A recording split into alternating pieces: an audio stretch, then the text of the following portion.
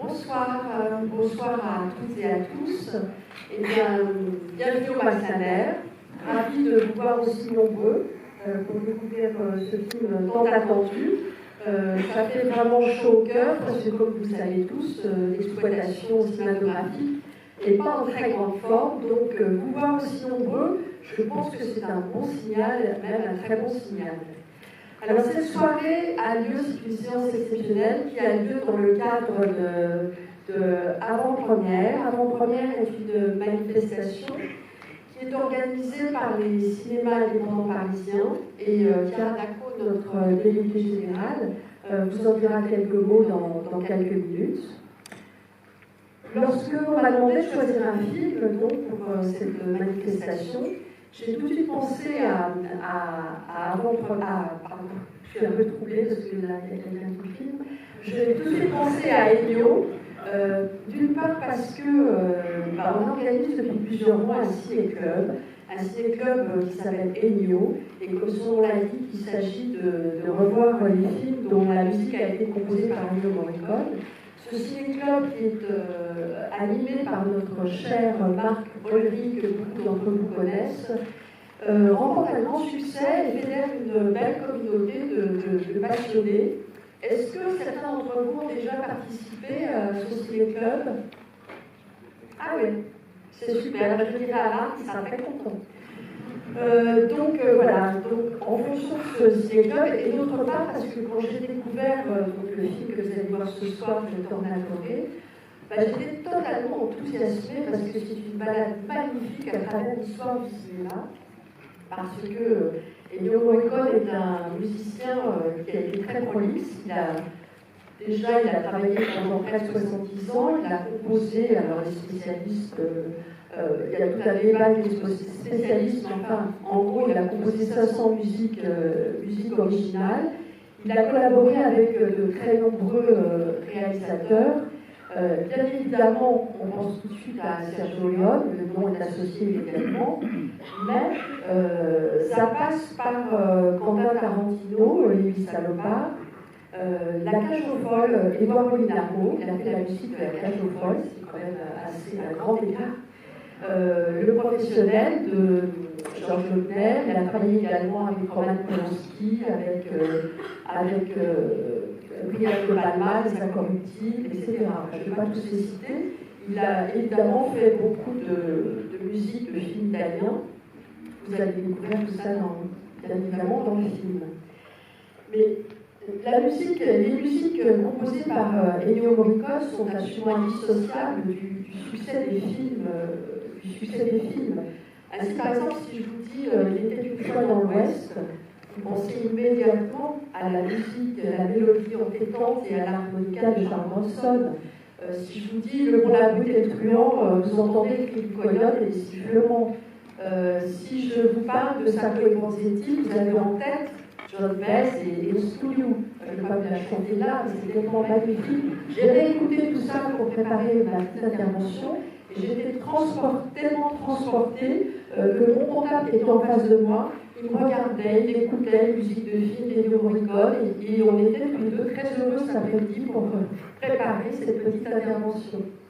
Bref, le film que vous allez voir, donc, c'est un film de Tornatore. Alors, Tornatore a travaillé, Ennio Morricone a travaillé avec Tornatore pendant 25 ans.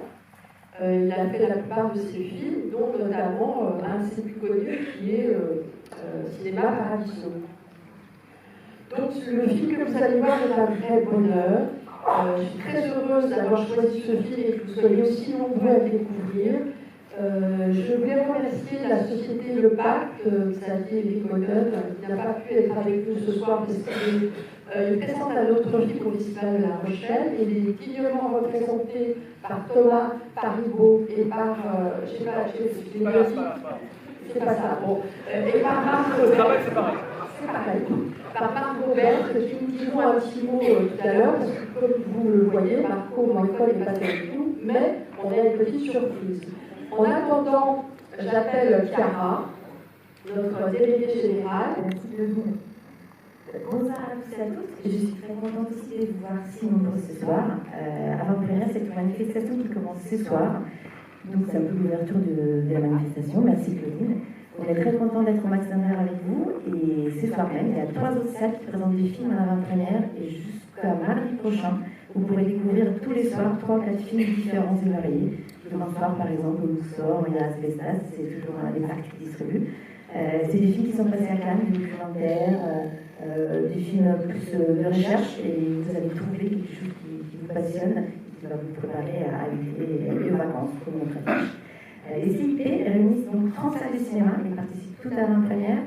Pendant 30 ans, on a quand même travaillé autour de l'éducation à l'image tous les jours.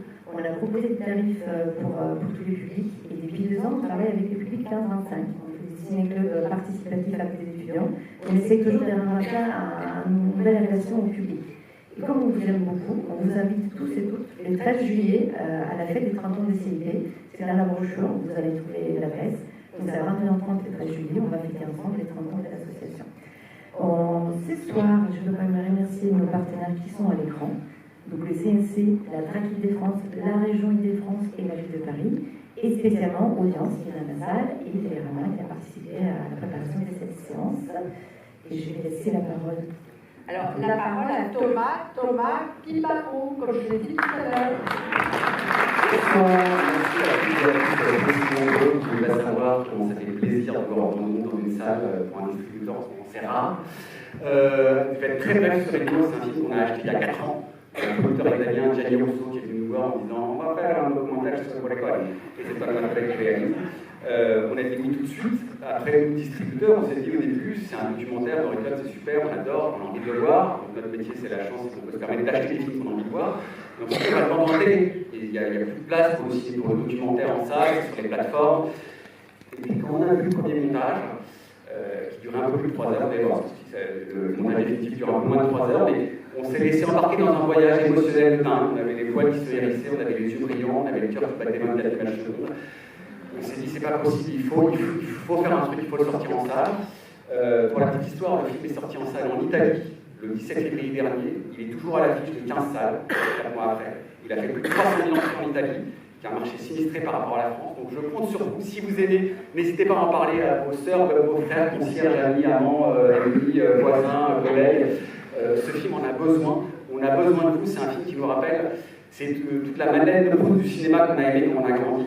C'est un bonheur absolu. Marco Morricone s'excuse grandement de ne pas pouvoir être là ce soir, mais malheureusement il a chopé le Covid. Mais il nous a laissé une petite surprise, une petite vidéo. Donc sans plus attendre, place à la musique, place au cinéma et on finit.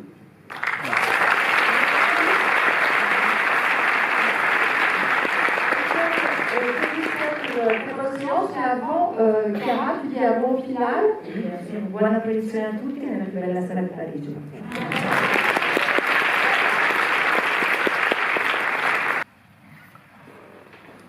Bonsoir à tous. C'est une grande joie et un honneur pour moi de participer virtuellement à cet événement lié à Papa.